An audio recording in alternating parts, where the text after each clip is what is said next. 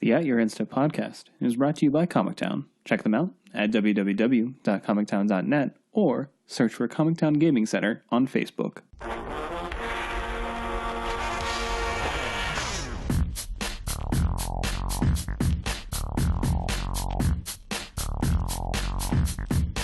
Hello, and welcome to a very special episode of At Your Insta. I was driving. I'm doing the intro. People have to know that I'm at least here. Oh, they'll know you're here. Yeah, because the equipment's here. My name is Morgan, and I'm here with Dave. Hey. And our special guest, Brian. Hello. We are doing a special cast this week. It's going to be heavily focused on Cube. So if you are not necessarily a fan of Cube, then this might not be the episode you want to listen to. But it is going to be very insightful. And if you want to know more about Cube and learn about it, then please stay tuned to what this episode is going to be all about. There really isn't going to be anything else that we talk about on this podcast. And we'll be back to our regular scheduled sort of episodes next week, I believe. But we did want to put out something this week as to not have a long pause between episodes. So that's pretty much it for me most of the time. I'll pipe in when need be, but it's mostly going to be Dave and Bryan talking about Cube, as they are two Cube aficionados, if not enthusiasts, here at this point. So if you guys are ready, you guys can take over. All right, sweet. So yeah, this is something I've been really excited about, and basically, since I was brought onto the cast, I was just like, man, you know what? We should really do like a Cube episode at some point. And what, a year and a half later now, we're finally doing it. Right. I think you were talking a couple weeks ago about doing it, and then LSV and Marshall released theirs on limited resources. Yeah. But that's fine. Yeah, well, I mean, I've been talking about it forever, though. Yeah. But more recently, I was like, oh, you know what? We're going to have some downtime, so... Listen to theirs, too. Their cast was very good about it. But yeah. But yeah, basically what I wanted to do is focus mostly on Cube design, and basically, if you're somebody who is thinking about starting your own cube, or maybe if you have some questions about how to build a cube or what type of cube, we're going to just go into a bunch of stuff with that. We may touch on a little bit of strategy, but that's not really going to be the focus of this. So I guess we'll just jump right in. So kind of where we're going to start here is basically, what is a cube? So personally, I would define a cube as just a box of cards that you draft out of. yeah, that's the most basic definition. Yeah. Really, Cube can be whatever you want it to be, and there really are no rules. Now, typically, people, a basic cube is singletons, so you're only going to have one of each card. But really, other than that, I mean, you can set your own parameters as to how you want to build it. Some people like to play with all the old cards. Some people like to play with only modern border cards. Some people like to play with power, so Moxes and Black Lotus and stuff like that. Like the Nintendo Power Glove, because that's what I know of playing with power. Now you're playing with power, yeah. You could do that while holding the Nintendo Power Glove. Like an Ancestral Recall. Yeah, that'd be sweet. Oh man, then the world explodes because it's too much power. Too much power. Some people like to just play with all commons, for example. So, I mean, these are just examples of some cubes, but really, I mean, you can set your own rules. So we'll talk about some of the types of cubes that we've played and that we've seen, but really, you can kind of set your own rules on how you want to do it. So you want to talk about some of the cubes that we put on the list here? He touched on a few of these cubes where you basically you can choose a theme, or you can just choose like a best of cube. It's like the greatest hits of constructed decks over the last 20 years. Some cubes, like the vintage cube on Magic Online, have power in them, and you have these absurd games, which can be fun for a little while. Yeah, I mean, if you're into doing just the most powerful thing that you could possibly do, then Vintage Cube is for you. I guess some people would maybe consider Combo Cube along those lines as well, but we'll get into that in a little bit. Sure. And I think the higher the power level like that, the less interaction you usually have with your opponent. But Right. I mean, which could be fun, which is nice to do every now and then. But Yeah. Vintage Cube is kind of it's a nice thing once in a while, and I think there's a reason why they only bring it around on Moto around the around the holidays, because it's just basically like a once a year thing, or maybe twice a year. I don't know. Did they run it I thought they ran it like 4th of July too, but in any case, I know, Kelly, you kind of started out with that, correct? right. I think originally our group, you made a common uncommon cube, and then maybe a week later, month later, I built the quote unquote rare cube, and we just dumped everything into it. Yeah. Skull clamp, moxes, time walk. Yeah. I think just going forward, just for reference, yeah, I own a common and uncommon cube, or a peasant cube as some people would call it, and then Keller has more of just a kind of a normalized cube.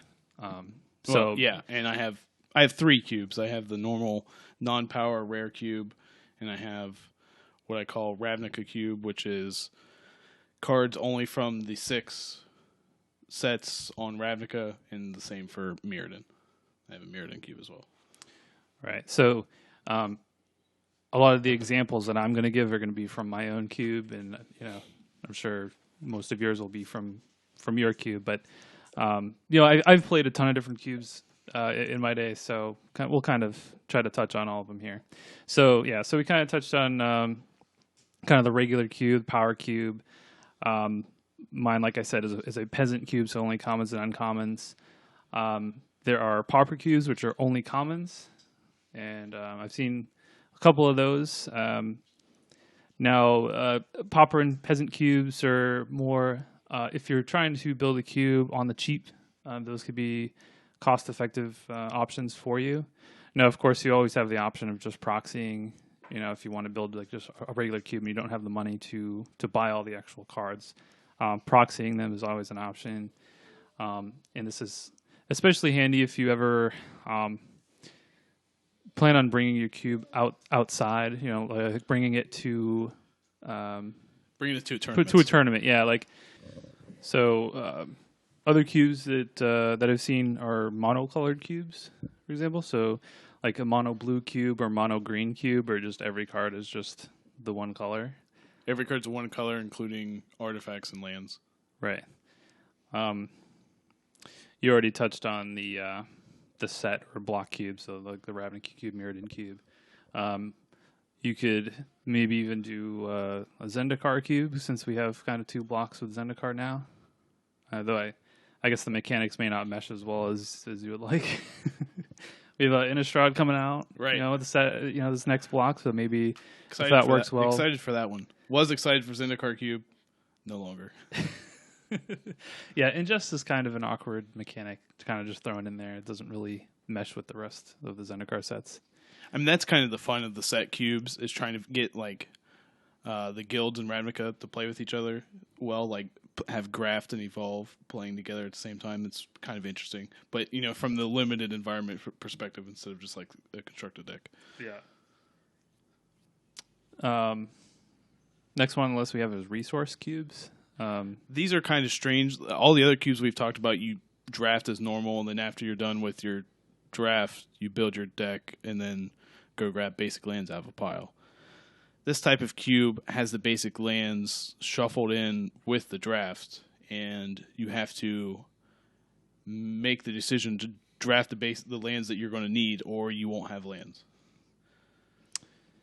I personally haven't drafted that type of cube, but I have heard of the concept of it, and it's pretty interesting.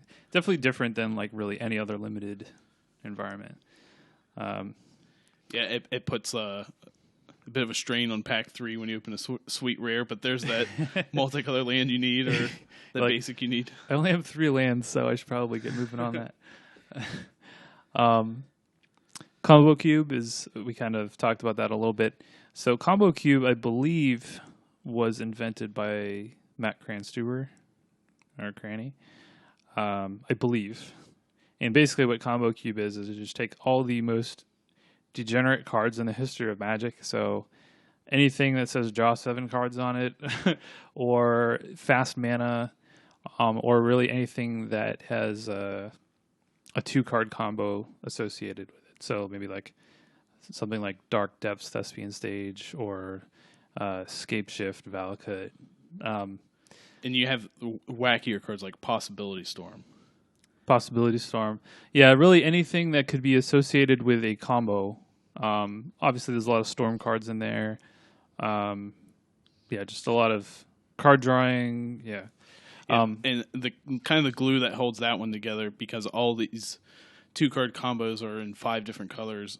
The lands that you get after that draft are what they call rainbow lands. So they tap for any color. They count as each basic land.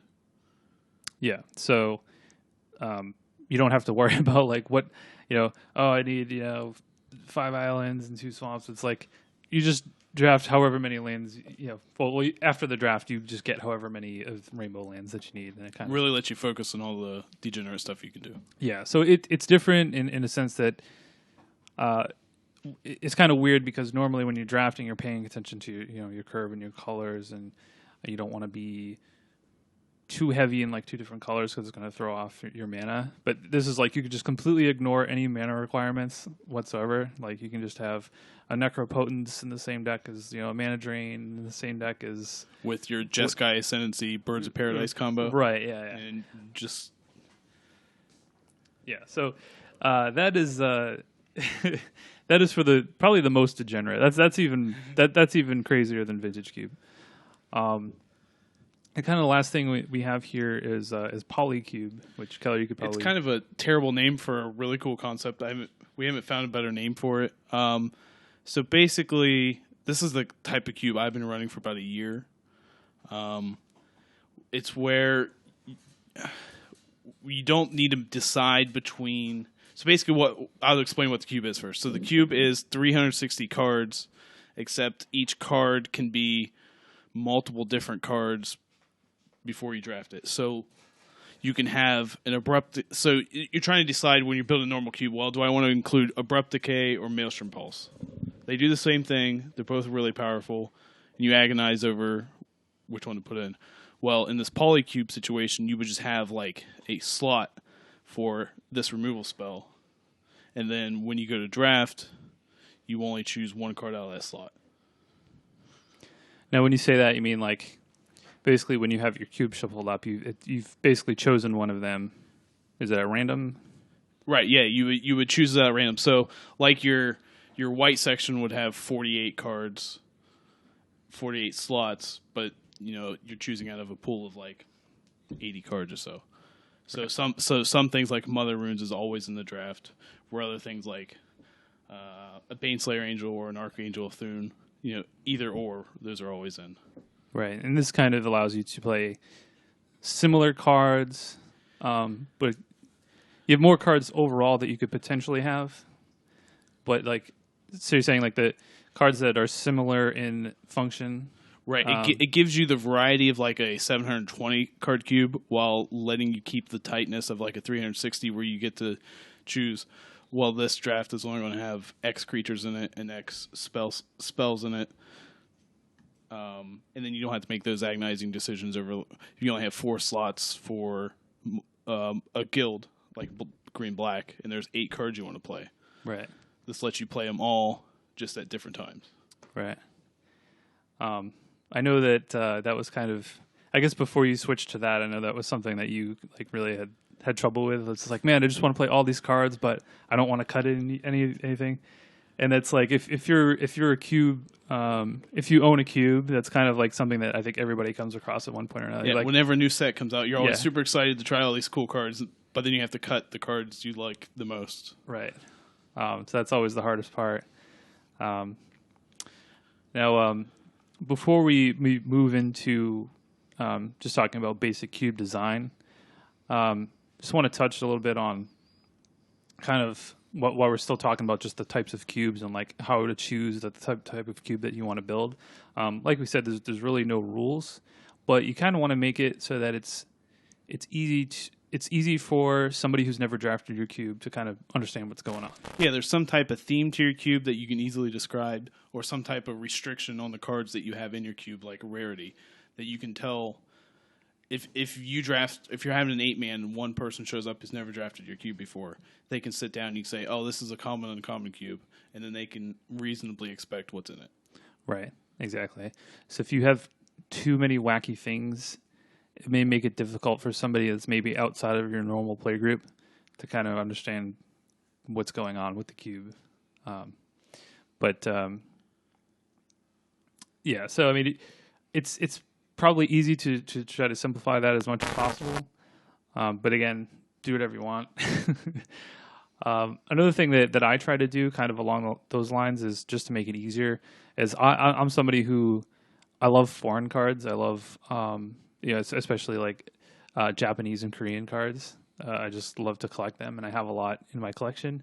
But I made the decision when I put my cube together to basically only have English cards in there, so that people who drafted it that maybe didn't know, maybe if it's like an older card, for example, that it isn't really played in standard or even modern right now, it'd be if somebody who's never seen that card can just read it and know what it does and doesn't have to ask. Yeah, when you first built your cube, you were putting in your sweet foreign cards. Yeah. Except every draft, at least once every draft, you would hear, "What does this do?" What does this do? Yeah, like while you're drafting, and it's not annoying the first time. And it's not really annoying. It's more like, well, now I have to show this card to the rest of the table that's drafting, and they know if I take it, they don't take it, that kind of thing. Right. And even then, for complicated cards, even while you're playing, what does this do? Well, now we got to go look it up. Right. I will say that I'm still sticking to, I do prefer beta over anything else. So if it comes down to like a beta version versus like a foil version, for example, I'm going with beta every time. So I do have a beta clone, which is a little bit confusing if you read the wording on that card, or like a Berserk, for example. It's a little confusing, but I think this also applies to some of the older full art promos, like a Cryptic Command that has no words on it. Yes. Yeah. So while that card's sweet, I don't have it in my cube just for the same reason of what does this do? Yeah, it's technically English, but it doesn't have the text. So that's basically it. So yeah, I mean, so the first step in getting started is basically choosing your theme, figuring out what you want to do, what type of gameplay you want to have. What we're going to get into now is just your basic cube design and how to set it up, at least initially. You want to start us off on that? Yeah, typically when you choose, and like Dave said at the beginning, these rules aren't set in stone, but you choose like a size of the cube you want. The most common 3 sizes are like 360 cards, 540 cards, or 720 cards. And that's usually derived just from 360s, 3 packs, 15 cards each, pack, 8 players. So you get one draft, you draft the whole cube. Right. And it really depends on what type of experience you want to have with your cube. So a 360 card cube, you're gonna know that the every card is going to be in play, and you can, if you're trying to draft like a certain deck, you can reasonably expect to see certain cards in the draft. Yeah, if you have a theme built into a certain color, or if you have a certain build around card, that card's always going to be there. So and the support for it's always going to be there. Right. Whereas if you have a 720 card cube, you get to play with more cool cards, which is half the fun of cube, but you don't always know if that card is going to be supported when you draft it.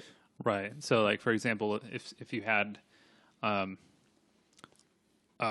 Deceiver Exarch, Pestermite, Splinter Twin, and like Kiki Jiki in your cube, for example, if you have a 360 card cube, you can reasonably expect that if you get one of the pieces to the combo, you can probably pick up the other one somewhere along the line, more than likely. Whereas 720, it's not always, you don't know if you're going to see it or not. So you may be less all in on that. My cube is 505 cards, so it's kind of somewhere in the middle. It's kind of a random number, I know. I had 500, and then when the newest Wedge lands came out, I just didn't want to cut anything, so I just added 5 cards. Yeah, my large cube used to have more than 720 cards, again, for the same reason. You agonize over which cards to cut, and then you just quit agonizing. Right. You end up with more. You end up with a weird number, but it really doesn't matter. No one sits down at a draft and goes, "Man, this feels like a 738 card cube instead of a 720 card cube." Yeah, I mean, the smaller the cube, the tighter the experience is going to be. Like, you're just going to have just the best of the best cards, more than likely, in them. Mine kind of falls somewhere in between. So, when we draft mine, whether it's 6 or 8 players, we're going to have, like, generally 2/3 of the cube will be in play. So, that's what I like, but, again, go with whatever you want. So the next thing we're going to talk about is balancing the colors. Now, each of the 5 colors is typically going to have the same number of each color in them. Right. You're talking about balancing the number of cards, and also, just like any other normal draft environment, you want all the colors to be about equal power level. Correct. Right. So numbers-wise, in my cube, for example, I have 72 of each color card. And then we'll talk a little bit about multicolor and artifacts and all that. But basically, to start out with, you want to make it even. Now, you don't have to, but I think that kind of no matter what you do, I guess outside of combo cube, because that's kind of a special thing. But unless you have like really a kind of a specialty cube, I think it's pretty hard and fast rule. It kind of just fits in the general idea of if somebody new drafts your cube, what can they expect?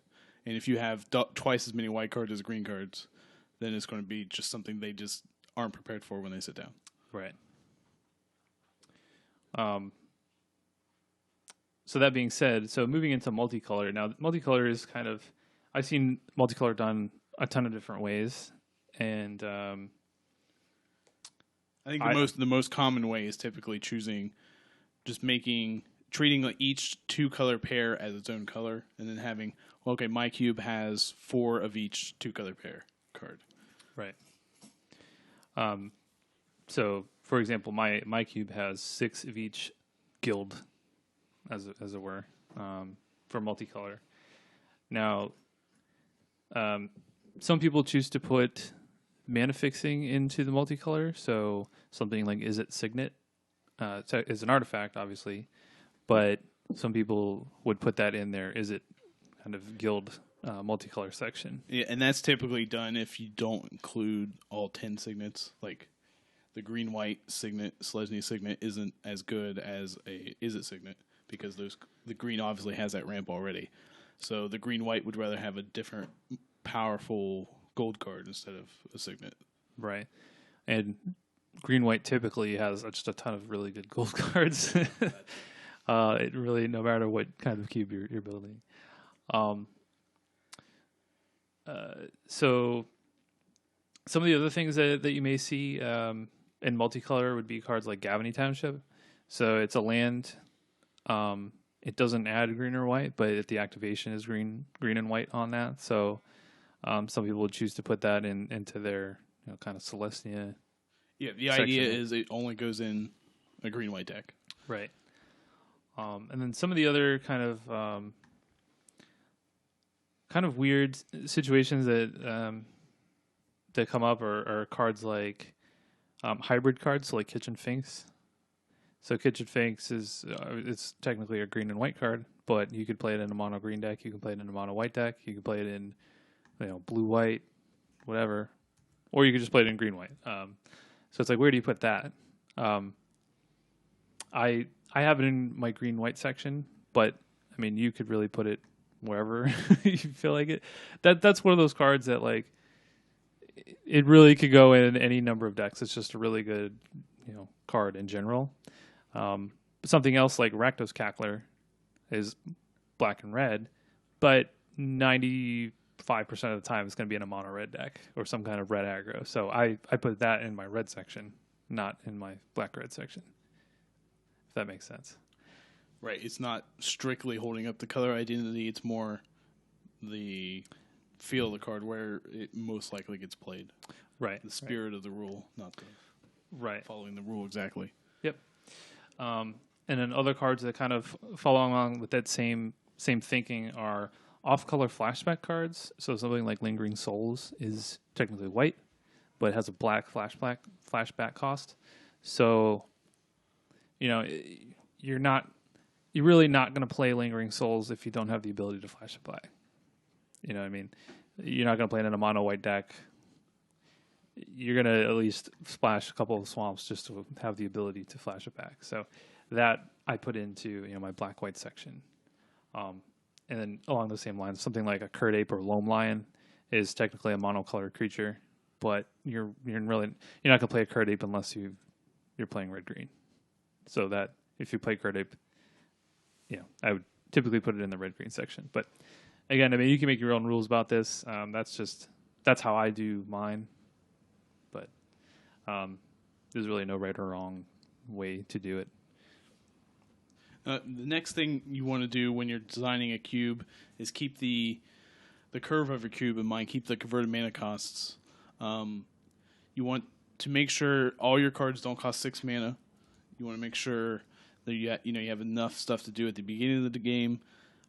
You want to make sure that most of the colors are kind of curved out the same. I think green typically tilts to having larger things, whereas red typically tilts to having more 1-drops.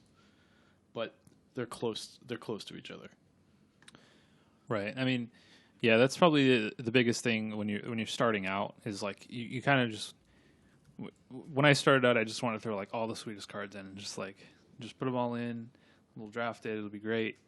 But you really need to pay attention to how the curve looks. I mean, really in any color, you just want enough things to do early on so that you're not just sitting there and then losing to a deck that just curves out on you. Right. You know what I mean?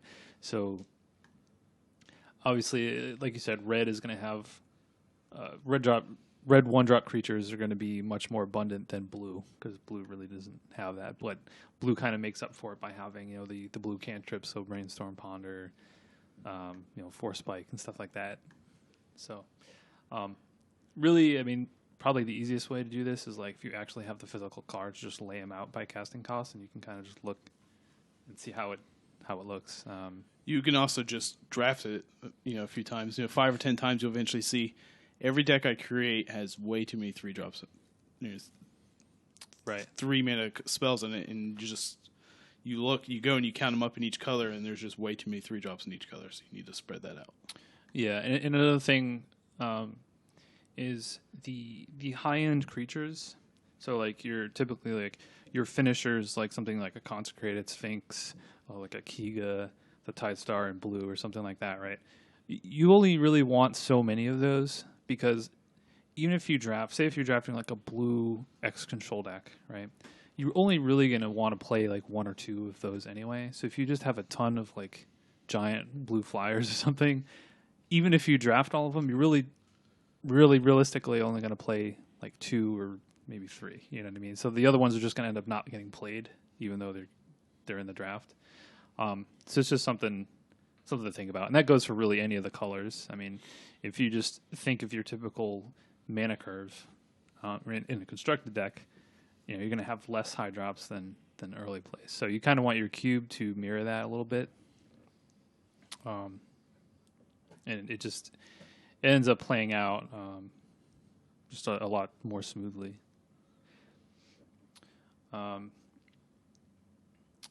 So kind of again along those lines, the creatures to spells ratio. I try to keep my cube somewhere around 50-50 as far as creatures to spell in each color. Now, obviously, it's not going to be exact, and blue... and it just leads to better gameplay, where you don't just have 20 creatures in your deck, no spells, then the games typically aren't as interactive. But right. The opposite is if you have 15 spells, then if you don't draw your creatures, sometimes you just can't kill your opponent. Right. It also depends on like the type of cube. So vintage cube creatures just aren't as good. It's just the spells are just way too powerful when you're playing. Right. And if you are playing creatures, you're playing like Goblin Welder, which is kind of just like it's like a spell. Yeah. So it really depends on the type of cube. But if you have like a kind of a pauper or a peasant cube, or even just like a regular non-power cube, it's going to be much more about creature combat, kind of a lot like regular limited.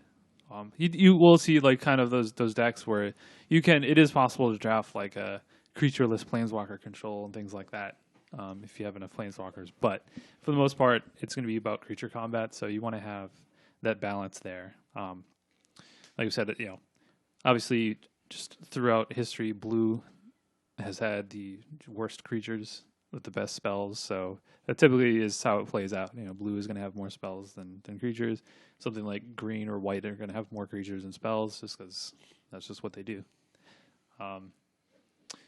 Currently, my red section is about 50-50. So I think like for regular generic cubes, you're typically going to have that same balance as far as that goes.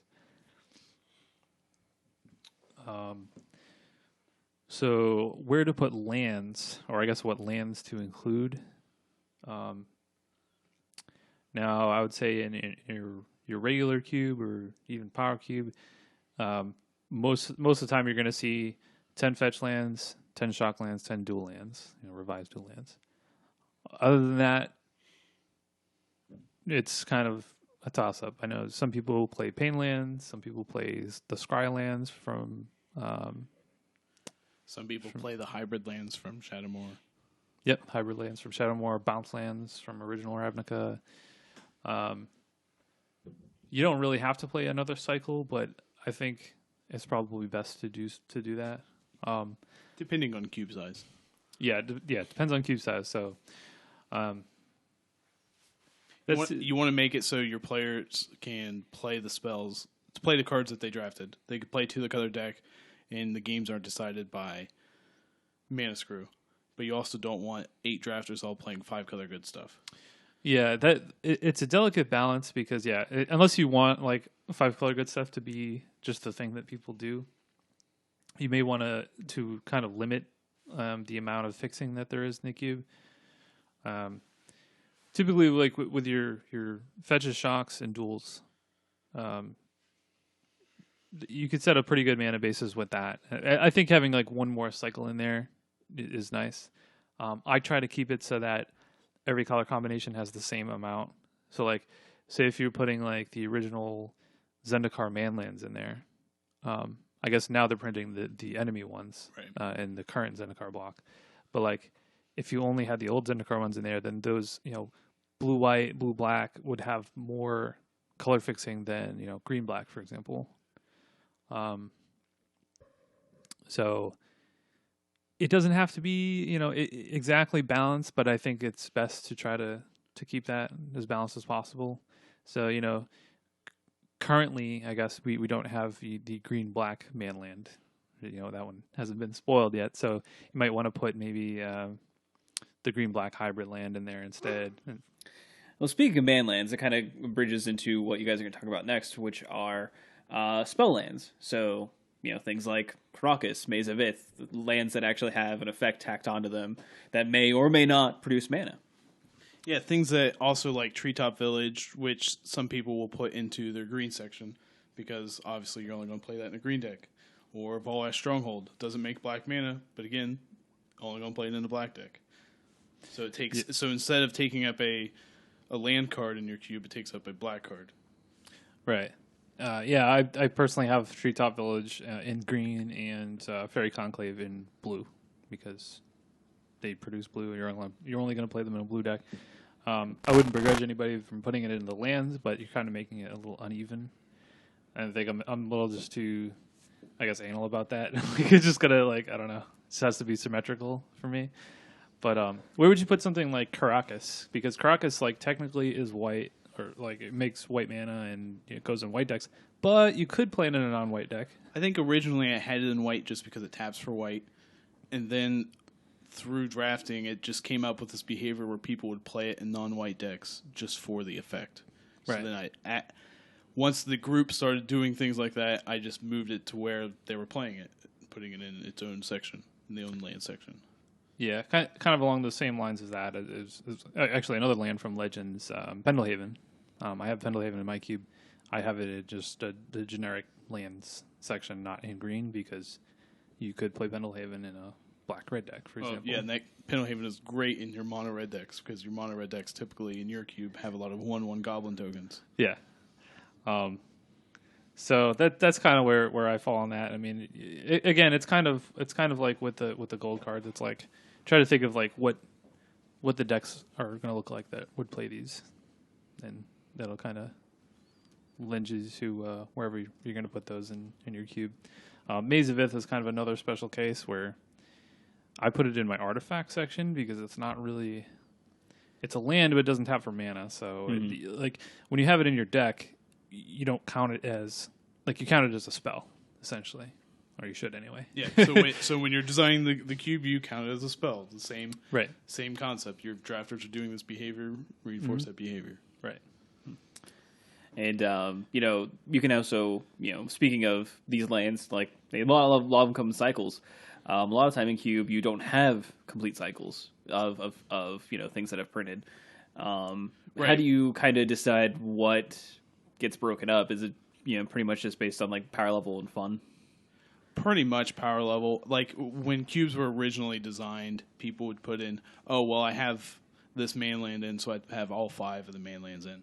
I have cryptic command in, so I have to have all 5 of the commands in. Yeah, even like just along when we're talking about like bridging it from lands to cycles, even like the Gavany Township, Keswick Wolf Run, and then it's like does the black one run Estencia Bloodhall? Does that one not make it into cube? Are you saying? Are you telling me that paying 5 mana to deal 2 damage continuously not good enough? Yeah, that one not that good. Not a little bit too much for a shock. The blue white one also. It's like it's blue white one's kind of sweet. The Moorland Haunt. Moorland I've Haunt. seen it played. Yeah, but like if you're gonna have like a blue white utility land, like Celestial Colonnade, just that's like the number one. That one's like a high pick sometimes. But yeah, like having cycles, that's kind of like the common pitfall of I think new cube designers is like, you have a couple of cards that are in a cycle, and then you feel like you have to put them all in to kind of keep it even. Yeah, because you're trying to keep it balanced, but it ends up not being fun because you have weaker cards in. Right. So don't feel like you have to be attached to having full cycles in. Like, you don't have to put Incendiary Command in your cube. It's fine. You can just have Cryptic Command, and that's it. I mean, that makes sense. So that was pretty much it for all the sort of beginner stuff, that the stuff that you want to start with. But there are obviously more advanced designs that we would want to take a look at when taking a look at cube.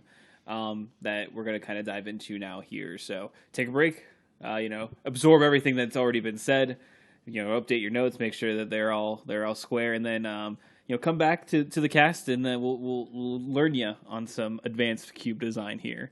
So the first thing that we have here on the notes are archetypes, which that's probably something that I think, like, if I were to build a cube, like, I would probably have the most difficulty with, because just like building in an archetypal way and like making sure that they're all supported would be pretty difficult for me. So, what does that look like to you guys? Yeah, typically when you start your first cube, you're just putting in all the cards you really like, all the great cards that are fun, and you end up with, I mean, it's still a fun environment, but once you start building in archetypes into your cube, you get some more richer drafts.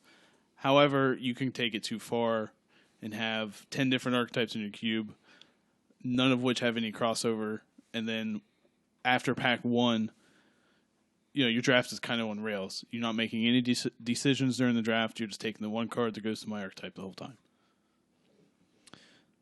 Yeah.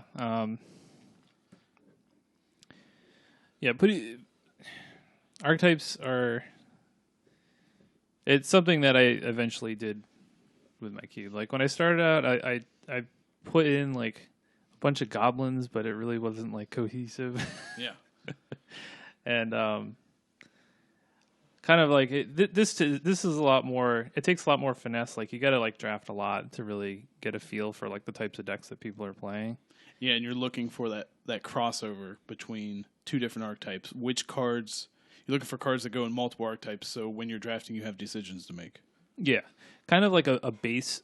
Like, I guess like a.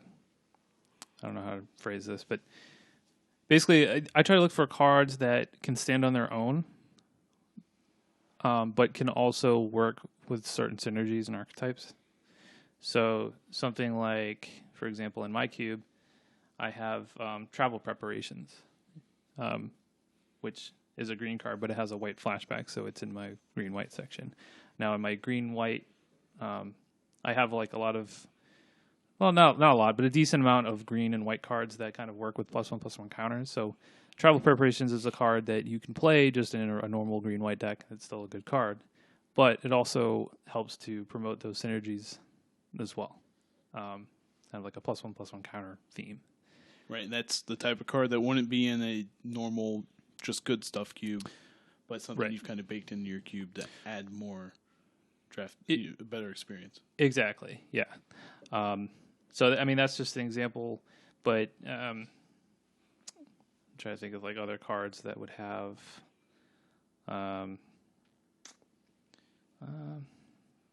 Well, I mean, so something also to point out is your archetypes are also going to fluctuate depending on what cube you have. I mean, something like a common uncommon cube, you may not have the same payoff cards for an archetype that a powered cube might. So what you actually get to highlight as an archetype is going to be vastly different depending on what cube you have. So I know for Dave's cube, your red-black archetype, I know you have built in a sacrifice. Mm-hmm. So there's a lot of cards that steal creatures in red, and then a lot of cards that in both red and black that sacrifice creatures, as well as other synergies that kind of go along with that.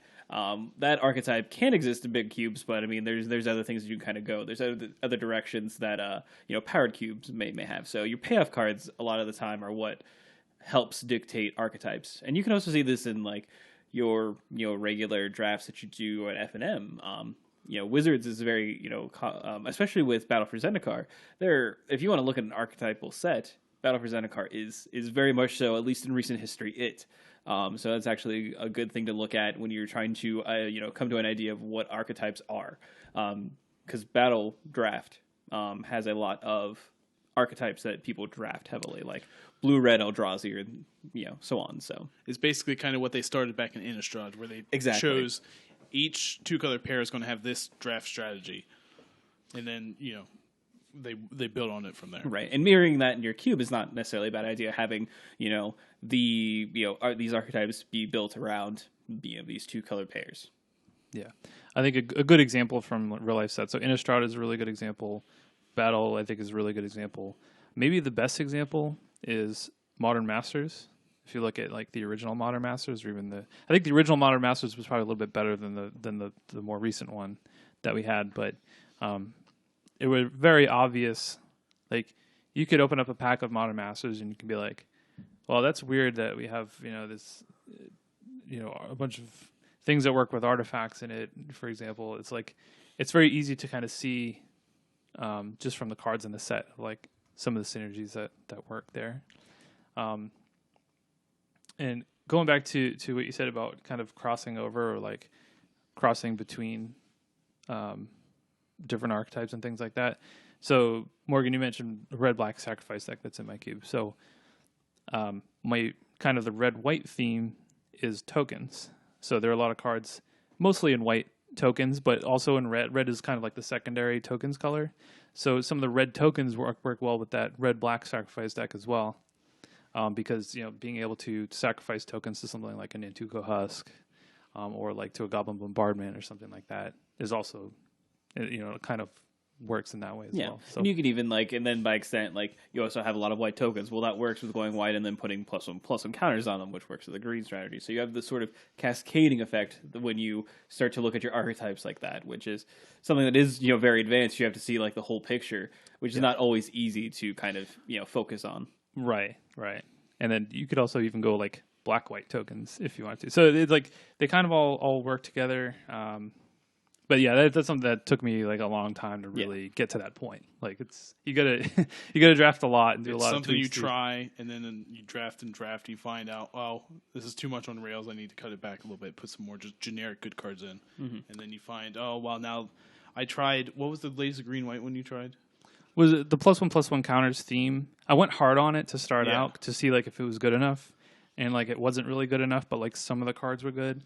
So so you dialed it back a little bit because some of these cards were literally only playable in this green white +1/+1 counters theme, and just no one played them in the archetype. Well, yeah, I tried to play them. So like when we draft my cube, a lot of times I'm like drafting specific decks because I want to see if it's good enough, or like I'll take cards maybe that like I normally wouldn't take, but it's like, you know what, I want to try this card, so I'm gonna like just take it so that I can test it out.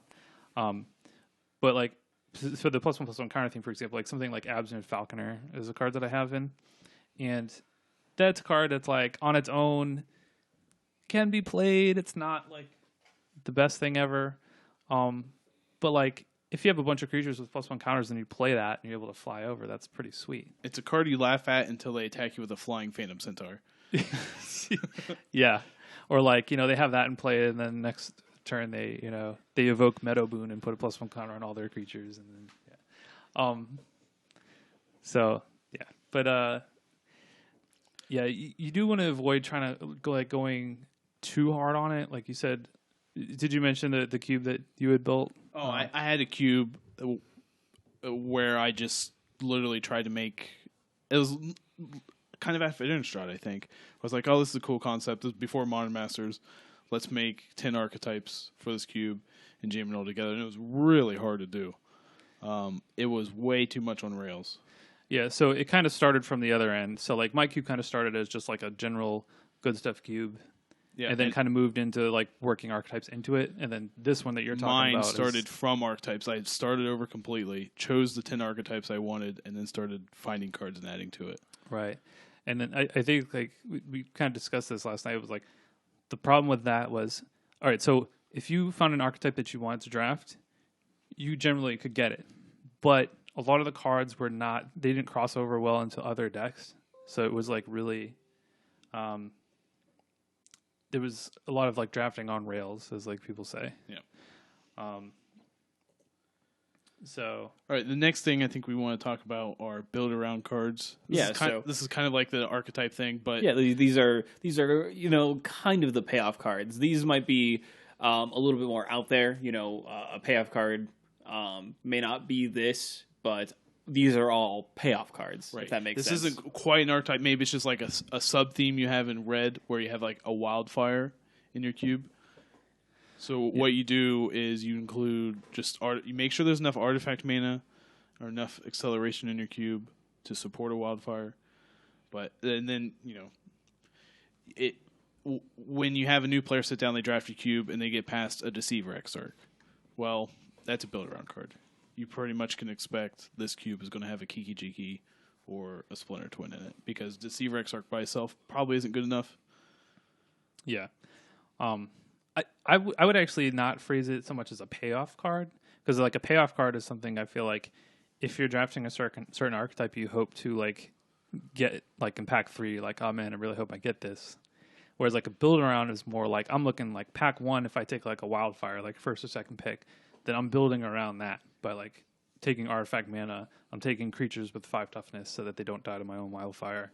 You know what I mean? Like I'm kind of looking at it from the other way, like reverse. Like I'm taking this card early, and then from there on out, like all the picks that I make are keeping that card in mind. Yeah, are centered around this sort of thing that I'm trying to build. Right. I think like another good example of that is I think fairly common in most kind of normal cubes with rares in them is like something like Sneak Attack is another card. It's like Sneak Attack's not a card that you're just going to put in any deck.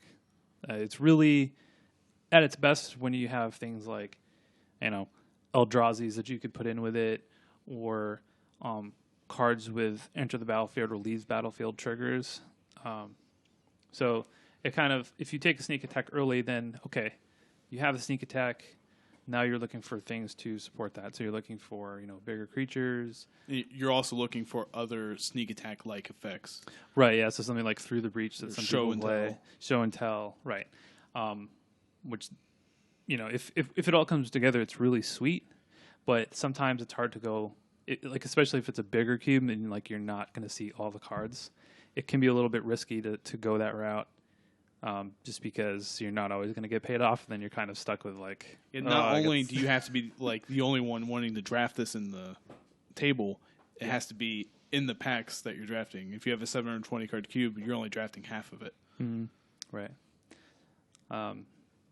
Some other examples that we have here, spider spawning. So this is kind of a fun one. This is one that's kind of new to my cube, actually.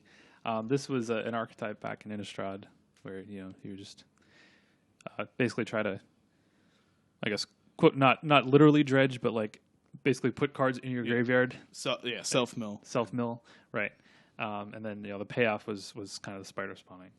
I have a black-green kind of theme in my cube is like kind of self-mill, things like Satyr Wayfinder are in there.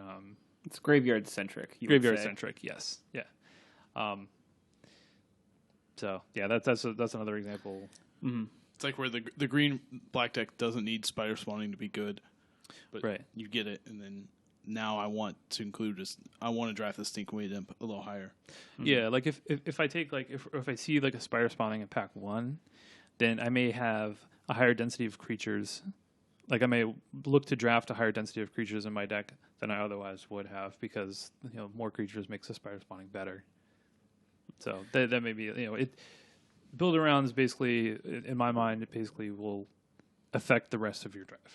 Yeah, if you decide to go that I mean, potentially a example from like Battle for Zendikar Limited that you may even want to look at if you're kind of find at least a somewhat similar comparison would be Molten Nursery, where that card is definitely a card that one is only kind of, I feel like it complements just a colorless aggressive deck, but it's also very much so a card where you're like, well, I'm going to take this and that's what I'm going to draft.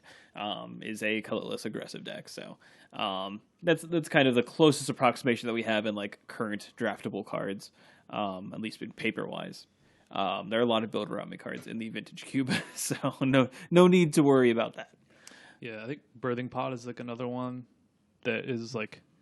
That's like basically probably the quintessential build around card. Like you have to build around that, or it literally doesn't work. Right, like, it doesn't do anything. Yeah, and this is also speaking around this sort of archetypal thing. It's good not to also build trap archetypes in your cube. So archetypes that aren't fully supported, or cards that are in there that make people draft around them that they'll never build a cohesive deck around. You want to make sure that if you're putting something in your cube, that there is a way to play it effectively, at least to be able to win at some point in time. Yeah, and I think probably the easiest example that I could think of would be kind of going back to Wildfire. Like, so if somebody opens a Wildfire, like, oh, sweet, like they can probably reasonably expect that, like, okay, there's probably some artifact mana and like, maybe some bigger creatures that I can work in with this. But then, like, if you don't have the support, if you don't have the artifact mana with it, it's really not that effective. Like, it's not really a card that you would normally play. I mean, obviously, it is kind of like it is a sweeper, and it does have like a big effect on the game. But to fully maximize it, you really want artifact mana and stuff. So you're not drafting Wildfire because I'm going to use this to I'm deal 4 damage to all my opponent's creatures along with mine. That's not why you're drafting Wildfire. You're going, I'm drafting this so I could do some not so fair things. Yeah, you're looking to ramp up into it and then just basically wipe their board out. Yeah. And then you're left over with stuff, or like you have like Planeswalkers that works with, or something like that. So yeah, the trap archetypes, you definitely want to try to avoid that, and like.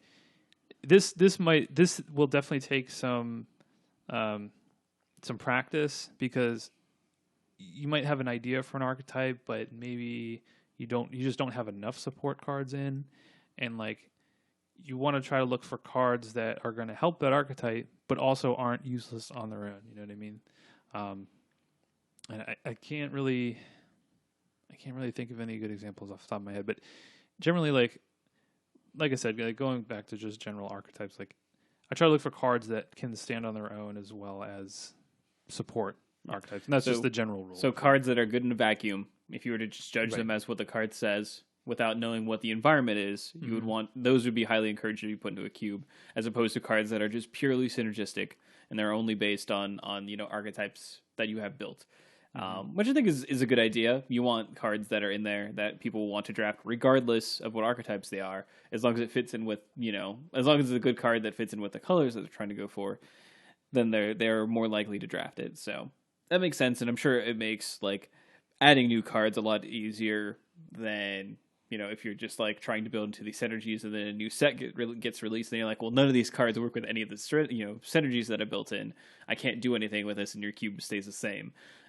While just looking at cards in a vacuum and then assessing them after that allows you to be a little more flexible with what can go in and what can come out of your cube. Yeah, I think just last thing I'll say about build around cards is like you don't want too many of them in your cube.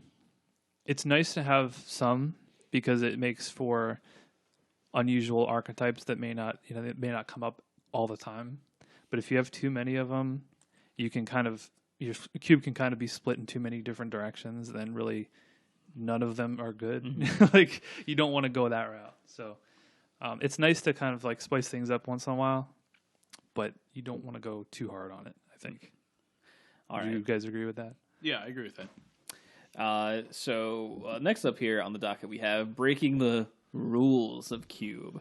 And I know that we have experienced this, in a couple different areas. So, I think it's a pretty interesting concept when you're taking a look at, the kind of practice of building a cube.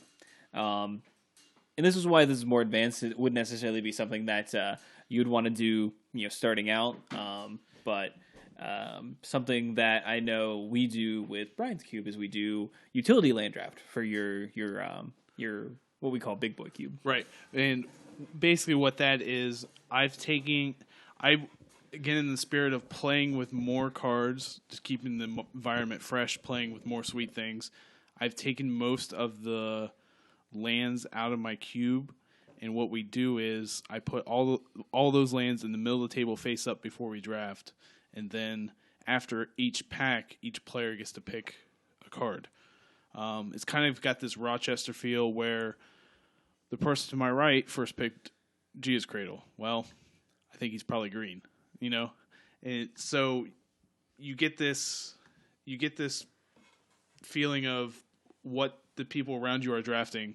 Plus, you also get to play with some cards that normally wouldn't be played. I know Mike a couple weeks ago had the perfect deck for Radiant Fountain. Now, if that's in a normal deck, if that's in a normal cube, one, it has to be in the draft. Two, it has to be passed to him and not, if it's there's 10 cards left in the pack, he might not take it. You might not see it come back around. Whereas in this, it's there. It doesn't hurt anything by sitting there, not being drafted for 10 weeks. And then all of a sudden you have the best Radiant Fountain deck you can think of. Yeah. I think another one that comes to mind is Lake of the Dead. Lake of the Dead has proven to be a really powerful card, it turns out. I may have been a part of determining that the card was too powerful. Yeah, Lake of the Dead plus Urborg is nice. But yeah, I mean, like you said, you get to play a lot of like sweet lands that otherwise wouldn't be in there, like artifact lands. I know you have in there. Yeah, artifact lands are in there. Cycling lands, so if you ever draft the Life from the Loam. Yeah, just a bunch of, I think the man lands are in there as well. Yeah, man lands are in there just to help with fixing, because the only lands that are in the draft in my cube right now are just fetches, shocks, and duels. Mm-hmm. So everything else, if you want additional fixing, like the M10 comes into play on tap lands are in there. If you want additional fixing, if you want to spend your one pick getting that. Yeah, and it kind of gives the cube, a regular cube draft feel, but also a bit of a Rochester draft feel. Yeah. So you're exposing a little bit of information to the rest of the players, which is kind of compelling. You're less rewarded for like trying to hate draft against them. Probably don't do that with land draft, but it is kind of a compelling thing if you're good at keeping track of what's actually going on around the table as well. Right. So something that my cube does that kind of breaks the quote unquote rules is so I have one Squadron Hawk in my cube. So if you draft the one Squadron Hawk, after the draft, you get to take two more Squadron Hawks from outside of the draft. So they're kind of hiding out in like the basic lands, like where the basic lands are. So if you draft the Squadron Hawk, you get two more that you can put in your deck. So you can have three in your deck. But there's only one in the actual draft, so you don't have to draft them all. So basically Dave loves Squadron Hawk so much he had to get in his cube. And if you just put 3 or 4 of them in the cube, then you'd have to draft them all, and it wouldn't be as good. This now it's like, oh, I got a Squadron Hawk. This comes as like a package of three Hawks. Yeah. This pick is worth 3 cards. Right. Well, the original reason why it went in is because white was just underpowered compared to all the other colors. So I wanted something that would make it just kind of try to at least catch up. And originally it was you got 3 more Squadron Hawks, so you got the full 4, and that was just way too good. Turns out 4 Squadron Hawks and 40 cards. You're going to draw Squadron Hawks. Yeah, you just had it every single game, and like it was just not that interesting. And I think like if you only got 2 total, it wouldn't be that good. So I think 3 is kind of like that was the compromise, and it's been pretty good. I know that Eric Klug has the Pro Tour cube that he kind of keeps up with all the Pro Tour winning cards, and he kind of does the same thing with accumulated knowledge, which accumulated knowledge is the card itself is draw a card and then draw an additional card for each copy of accumulated knowledge in all graveyards. So obviously it's something that you're not just gonna play one of, but having 3 would be pretty sweet. Just put Brothers Yamazaki in the cube, and then when you draft one, you get the other one. Yeah, well, no, that's still not good enough. I don't think you could make me do that. Yeah, it was in the legendary cube on Moto though. It was. You could draft both the brothers, just if you wanted to. Yeah. Another thing your cube does is custom cards. We've talked about it here on the podcast. Mm-hmm. When we win the cube invitation, we get to design our own card. Right. So so my cube just has the one custom card from the invitational winner that stays in for a year, basically until the next invitational happens, and then it rotates out. So yeah,